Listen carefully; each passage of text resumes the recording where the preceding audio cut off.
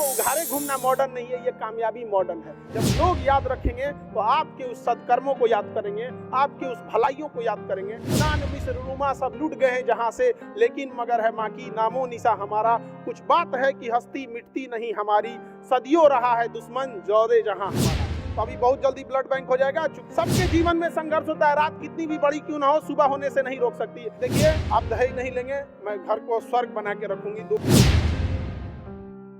हम सबके बीच आदरणीय खान सर का शुभागमन हो गया है। अखिल विश्व गायत्री परिवार प्रांतीय युवा प्रकोष्ठ आपका हार्दिक अभिनंदन और नमन वंदन करता है। बहुत समय न लेते हुए हम आमंत्रित करते हैं आदरणीय खान सर। बहुत बहुत धन्यवाद। और गायत्री परिवार में आए यहाँ पे समस्त भविष्य भारत का जो लिखने वाले युवा पीढ़ियों को मेरा नमन। आप लोगों पे पूरा भविष्य टिका हुआ है इस देश का। और आज से 10 साल पहले जब हम गायत्री परिवार में ये देखा करते थे कि स्लम में बच्चों को जाके पढ़ाया जाता था, तो उस समय से हमारी बड़ी इच्छा थी कि हम आदरणीय चिन्मय पांडे जी महाराज से मिले। लेकिन उस समय हमको लगता था पता नहीं हम मिल पाएंगे कि नहीं इतने महापुरुष से।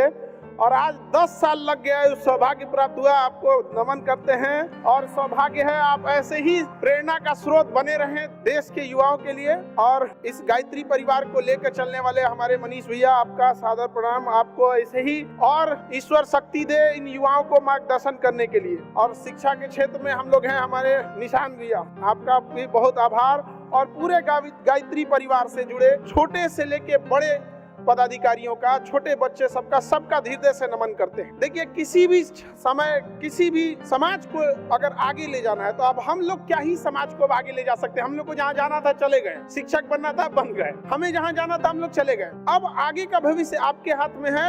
आप भविष्य को कहाँ लेके जाइएगा ये आपके ऊपर डिपेंड करता है। क्योंकि कहा जाता है कि तलवारों के साए पर इतिहास हमारा बनता है, जिस ओर जवानी चलती है उस ओर जमाना चलता है। युवा वो शक्ति होती है कि एक बार जोसेफ मेजनी ने कहा था कि यदि समाज में क्रांति लानी है तो शासन युवाओं को सौंप दो। जरूरी नहीं कि शासन केवल वहां बैठकर ही किया जा सके। आप अपने पास जहां देख रहे हैं उस समाज को सुधारने का प्रयास करेंगे। छोटे छोटे कण कण से ही एक बड़ी चीजों का निर्माण होता है।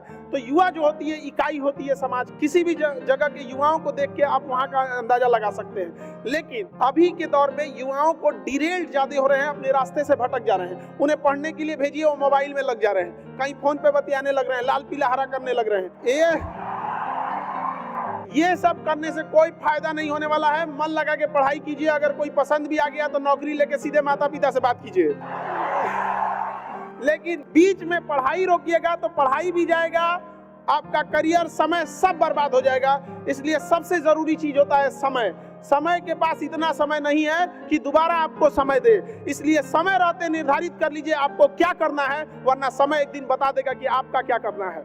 ऐसे रसातल में फेंकेगा जहां से लौट के नहीं आ पाइएगा आप लोग। यहाँ पर समय और सद्बुद्धि बड़ी अजीब चीज होती है, दोनों एक साथ नहीं आती है। जब आपके पास समझ होती है तो समझ जा चुका होता है। अभी आपके पास समय है तो सद्बुद्धि ही नहीं है। यह समन्वय जिसके पास आ गया वह समझिए कि सारी चीजों पे विजय प्राप्त कर लिया। और कहीं ना कहीं गायत्री परिवार का भी यही प्रयास होता है कि समय रहते सद्बुद्धि, समय रहते आचरण, समय रहते राष्ट्र निर्माण के लिए योगदान दिया जा सके। ऐसे नहीं है यहाँ मंच पर जितने गरिमामान उपस्थित हैं सब अपने अपने क्षेत्र में हैं। कहीं ना कहीं उन्हें इस राष्ट्र, इस समाज से प्रेम था, तभी वो लोग इस प्रयास में लगे रहते हैं कि गांव गांव से बच्चों को लाया जा सके और एक अच्छा भारत का भविष्य लिखा जा सके। वह भारत की कल्पना ही नहीं कर सकते हैं जहां युवाओं का भविष्य खराब हो। अगर युवाओं का भविष्य सुधरेगा तो ही भारत का निर्माण होगा। आप सोचिए कितना दुर्भाग्य है इस देश पर कि हमारे यहाँ, जैसे हम एक तो कह देते हैं कि पूरी दुनिया में हमारे यहाँ शादी विवाह का एक पवित्र बंधन है, 7 जन्म का साथ होता है और ऐसी कहीं भी परंपराएं नहीं होती हैं। लेकिन इसी समाज के ऊपर एक दहेज नाम का कलंक है कि नहीं है यहाँ पर, तो वो किसको खत्म करना होगा? आप यंग जनरेशन जिस दिन आएंगे और ये कहेंगे कि हमें वह संस्कार मिला है, वह शिक्षा मिली है, आत्मविश्वास वह है कि हमें चाहे जितना पैसा कमाना पड़े हम नौकरी करके, बिजनेस करके ईमानदारी से कमा सकते हैं, दहेज वाला भीख हमको नहीं चाहिए। यहाँ पर ये युवा का समाज होना चाहिए यहाँ पर। हमें वह समाज नहीं चाहिए जहां कोई दहेज दे, हमें वह समाज चाहिए जहां लोग दहेज दे और सामने से आके कहे कि हम नहीं लेंगे, मतलब नहीं लेंगे। यहाँ पर ये बात हम आप सबसे एक बड़े भाई होने के नाते जो यहाँ जनरेशन बैठी हुई है उससे हम ये उम्मीद लेते हैं। क्योंकि आज ही मेरे भाई का भी रिसेप्शन है, तो हमने भी उससे पूछा, हमने कभी दबाव नहीं बढ़ा, हम बोले तुम्हें दहेज चाहिए तो बोलो, कहे भैया हम क्या बोलते हैं, आप सबको समाज में बोलते हैं हम यही ले लेंगे। हमने सोचा कि अगर वो बोले, एक बार बोलता तो हम उसका भी इलाज करते हैं।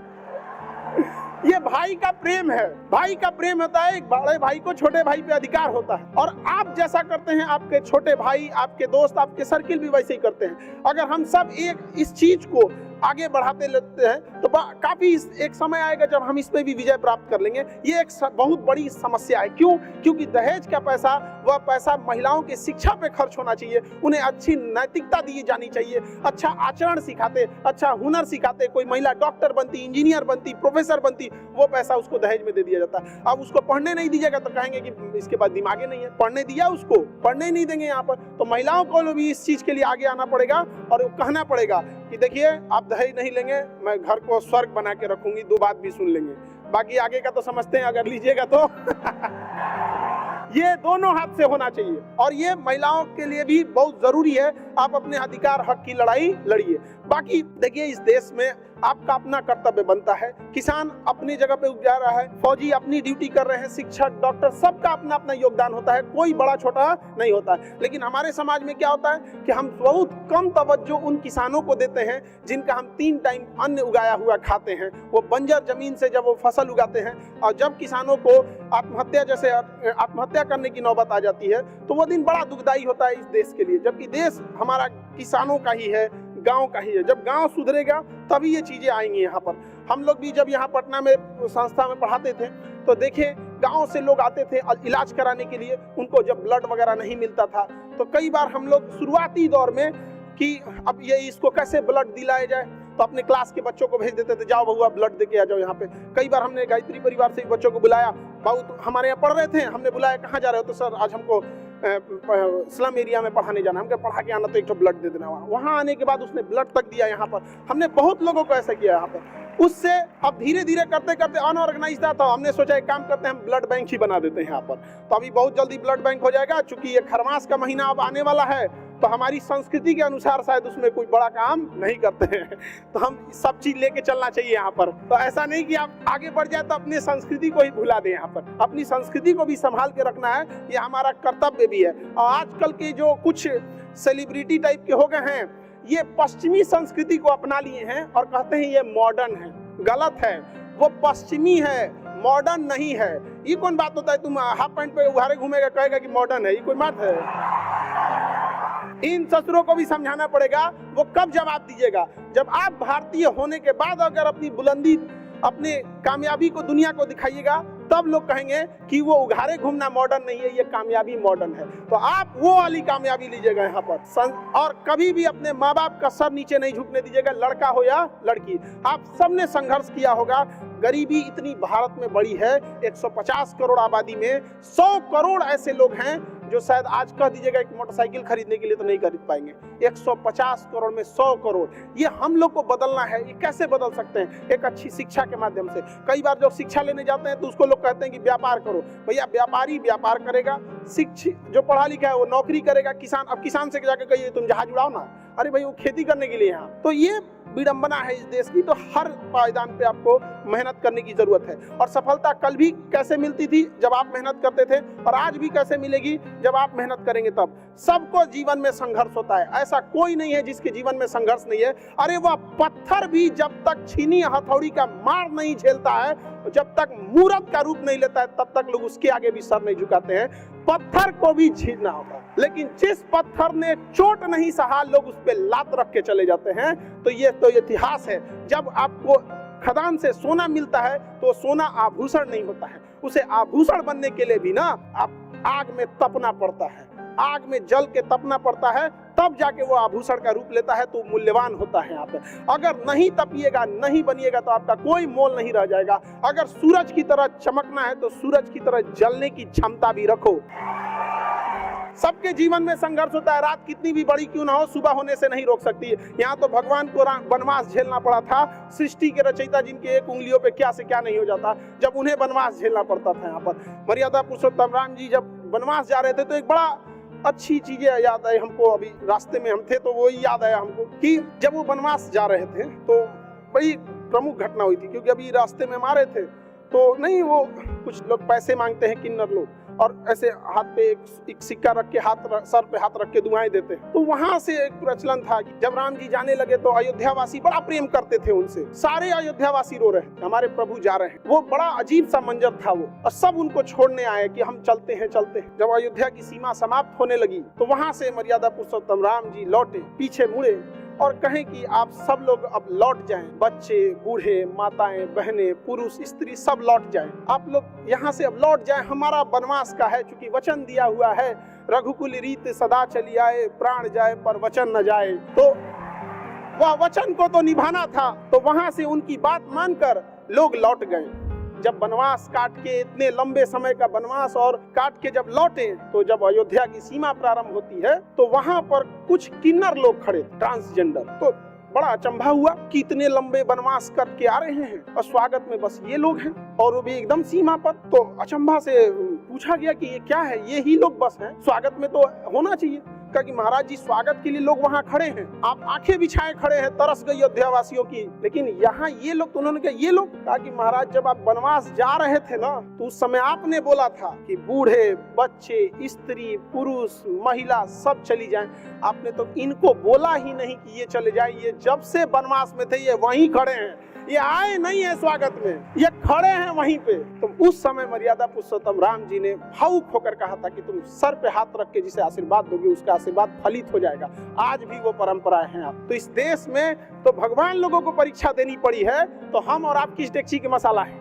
तपस्या तो करना ही पड़ेगा यहाँ पर, तो इससे भागना नहीं है यहाँ पर। तो इसलिए नहीं यहाँ पे। और यहाँ जब आप अच्छा काम कीजिएगा, जब भी कभी अच्छा काम कीजिएगा तो 10 लोग उंगलियां उठाएंगे। तो एक बार जरा सोचिएगा, सीता मैया को लोगों ने अग्नि परीक्षा बैठा दिया, हम लोग कौन चाहिए हो? क्या है हम लोग? अच्छा कहाँ पे बैठाया गया? कहाँ? लंका में नहीं, अयोध्या में बैठाया गया। तो ये क्या है? आपको प्रेरणा देता है, उनकी लीलाओं को समझिए। जब ये समाज को दिखाना था कि आप पे भी लोग उंगलियां उठाएंगे तो आपको साहस मिलना चाहिए, आपको देखना होना चाहिए कि जब हमने भी तकलीफ उठाई है तो आप लोग को भी उठाना। लेकिन याद रखिएगा, वो उंगलियां उठाने वाले को आज कोई नहीं पूछता है, लेकिन आज भी सीता मैया सबके दिलों में रहे। तो जो आप पे उंगलियां उठाए, एक बार सोचिएगा, वो लोग ऐसे कहाँ खत्म हो जाएंगे पता ही नहीं चलेगा। जब लोग याद रखेंगे तो आपके उस सदकर्मों को याद करेंगे, आपके उस भलाइयों को याद करेंगे। आप उस समाज से आते हैं भारत में जहाँ कहा जाता है यूनान, मिस्र, रोमा सब लूट गए हैं जहाँ से, लेकिन मगर है माँ की नामो निशा हमारा। कुछ बात है कि हस्ती मिटती नहीं हमारी, सदियों रहा है दुश्मन जोरे जहाँ हमारा। पूरी कब से हम लोगों ने झेला। मिस्र की सभ्यता लूट गई, हांगो नदी की सभ्यता लूट गई, आज मेसोपोटामिया कहीं रहा नहीं, रोम की वो सभ्यता कहाँ मिट गई, लेकिन आज भी अमर रहा तो हमारी भारत की वो संस्कृति। जो अखंड भारत शुरू होता था, कभी अफगानिस्तान तोड़ा गया, कभी म्यांमार तोड़ा गया, कभी पाकिस्तान तोड़ा गया, कभी बांग्लादेश तोड़ा गया। हम बस ये याद दिलाना चाहते हैं कि जो चीजें तोड़ी जा सकती है उसे वापस जोड़ी भी जा सकती है, अखंड भारत भी बन सकता है। और जब आप युवाओं का एक साथ आ जाएंगे तो इसे कोई नहीं रोक सकता है। हमें लगता है कि ऐसे हमें अपने राष्ट्र के लिए हमेशा एक होकर खड़ा रहना चाहिए। हमारा झुकाव, हमारी लॉयल्टी, हमारा नैतिकता, हमारा सब कुछ समर्पण, न परिवार, न देश, न राज्य, ना ही किसी पार्टी, ना ही किसी मतभेद, ना ही जाति, ना ही धर्म। हमारा झुकाव केवल और केवल राष्ट्र के प्रति होना चाहिए कि जब बात राष्ट्र की आएगी सब कुछ त्याग दिया जाएगा और पूरे भारत के लोग एक खड़े हुए मिलेंगे, तो अपने भारत के लिए, एक राष्ट्र के लिए खड़े हुए मिलेंगे यहाँ पर। तो आप सब लोगों से यही उम्मीद करेंगे कि आप लोग जहां भी हैं, जिस क्षेत्र में भी हैं, अच्छे से काम कीजिए। और एक बार उन गरीब लोगों के भी सोचिएगा जो कि मुख्य उद्देश्य है गायत्री परिवार का, कि चाहे दुश्मन लाख आगे निकल जाए, एक दोस्त पीछे छूटना नहीं चाहिए यहाँ पर। तो एक समाज के अंतिम पीढ़ी को भी आपको नहीं छोड़ना, चाहे जहां भी हो जाइए। अभी हम तो शिक्षक हैं, हमको तो सुई मारने नहीं आए, हम डॉक्टर तो है नहीं, लेकिन अभी हम लोग ने हॉस्पिटल बना रहे हैं यहाँ पे। जब इतने मजबूर हो जाते थे लोगों को देखते हुए। कोई 8,000 10,000 का जब MRI करते थे, हमने बोला कि आज भैया हम यहाँ पे उसका आधा का आधा में कर दे, एकदम यहाँ जितना लगता है यहाँ एकदम मिनिमम से मिनिमम में। तो अभी हमको भी बड़ा उसमें हेक्टिक हो जाता है कि इधर एक कोचिंग देखना है, फिर उधर हॉस्पिटल देखना है, अभी कैंसर हॉस्पिटल के लिए भी वर्क कर रहे हैं, तो ये बड़ा लंबा हो जाता है। लेकिन फिर भी हमेशा याद रखिएगा, समाज के लिए जब आप कभी काम कीजिएगा ना, आपको थकान महसूस नहीं, क्योंकि उस समाज की दुआएं आपके साथ रहेंगी यहाँ पर। और यह भारत का समाज है, हम सबको एक मिलकर रहना है। भारत कोई जमीन का टुकड़ा नहीं है जिसे अंग्रेज आके बांट के चले जाएंगे तो इसकी संस्कृति। भारत एक विचारधारा है, विचारधारा को कोई बांध नहीं सकता है, विचारधारा को कोई रोक नहीं सकता है। आज भी आप हिंदुस्तानी पासपोर्ट लेके जाएंगे तो दुनिया आपको इज्जत के नजर से देखेगी, ये देख के नहीं देखेगी कि कहीं फट जाएगा तो क्या होगा। यहाँ पर ये हमारी संस्कृति है और ये संस्कृति को हमने बना के रखा है। हम एक शिक्षक हैं, हम शिक्षकों के बीच में हमेशा ये बात कहते हैं। कई बार कुछ शिक्षक नाराज भी हो जाते हैं हमसे, अरे इस बात को हम ये बात कहते हैं कि वर्तमान शिक्षकों का पैर छू के जो प्रणाम किया जाता है बच्चों के द्वारा, इसके लिए उनका मेहनत नहीं, हजारों सालों से उन ऋषि मुनियों की तपस्या है जो निस्वार्थ भाव से शिक्षा दिए हैं, उनके प्रति श्रद्धा है। आज का जो लोग हैं, आज तो व्यापार बना के रख दिए हैं, तो इसमें उतराना नहीं चाहिए। बच्चों ने तो अपना संस्कार नहीं भूला कि हमें गुरु के प्रति सम्मान देना है, लेकिन गुरु कब गुरु के भेष में व्यापारी बन गया पता ही नहीं चला। तो एक बार आप लोगों भी ऐसे हमारी संस्कृति में शिक्षक के भेष में अगर कोई व्यापारी आ जाए तो उसे जरूर कहिएगा फीस दिए हैं, शिक्षा लिए हैं। जब आप गुरु के गुरु दक्षिणा लेंगे तो सम्मान भी होगा।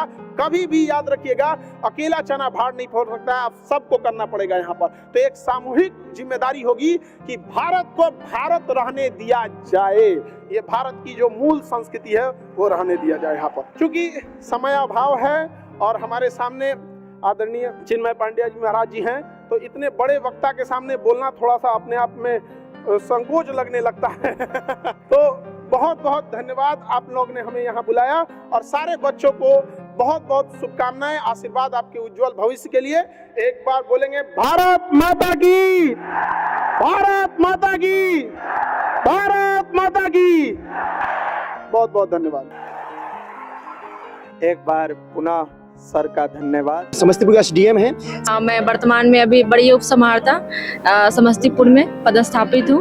वर्तमान में बिहार पुलिस में सार्जेंट के पद पर समस्तीपुर जिले में प्रतिनियुक्त हूँ। मैं अंचल अधिकारी हूँ घोड़ासान में। अभी वर्तमान में अंचल अधिकारियों का एक जो संघ है जिसे बिहार राजस्व सेवा संघ कहा जाता है, बिरसा, उसका मैं अध्यक्ष भी हूँ वर्तमान में।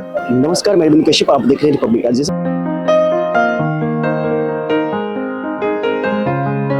वर्तमान में मैं प्रखंड आपूर्ति पदाधिकारी के रूप में कार्यरत हूँ। अभी वर्तमान में हम मोतिहारी जिला में SI है और पिपरा थाना में पदस्थापित है। मैं वर्तमान में अभी as a custom officer Mumbai customs में पोस्टेड हूँ। इस साल में हम PMCH मिला है पटना और वहाँ पे हम BPT कर रहे हैं, BPT फर्स्ट ईयर का स्टूडेंट। नमस्कार, आप देख रहे हैं रिपब्लिक राष्ट्र, मैं अरविंद कश्यप। अभी आप देख सकते हैं हम बापू सभागार में हैं।